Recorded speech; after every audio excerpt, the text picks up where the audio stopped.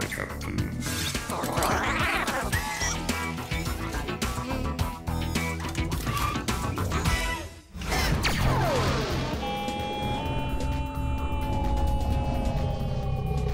When I was coming up with the idea, and I knew WALL-E would be a big space action film, so a really unique sound design was an absolute necessity to get into the sci-fi of it.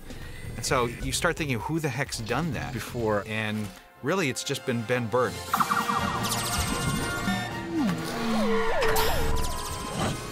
Every sound designer is asked to create some sort of a world in sound. And of course, it's most inspiring when the whole movie essentially requires an original new world of sound.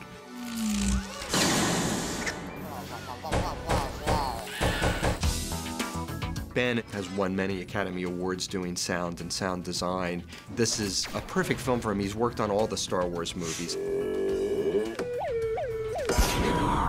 He's the father of not only R2-D2, but of all the sounds in the Star Wars universe, the Indiana Jones universe, and thank goodness he said yes. Caution, rogue robots.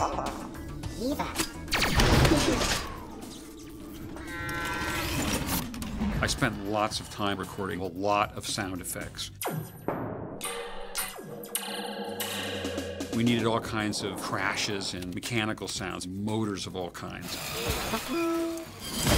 And I went on eBay and found an old Army radio generator. And I thought, well, that's a kind of a neat sound. And while he moves at high speed, use that when the periscope extends or goes up. Very cool. That's great. It was such a treat to work with him. It's really hard to keep it together when you're working alongside a hero like that. Caution, rogue robots.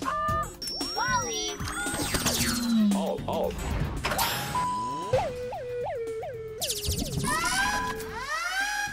I think what appeals to me the most about Pixar is that there's so many good people here. People are just so talented. I don't know how they do it. Many of the sounds seem so much better to me when I saw them with the animation, and I said to myself, privately, that's pretty good stuff. 10 seconds to self-destruct.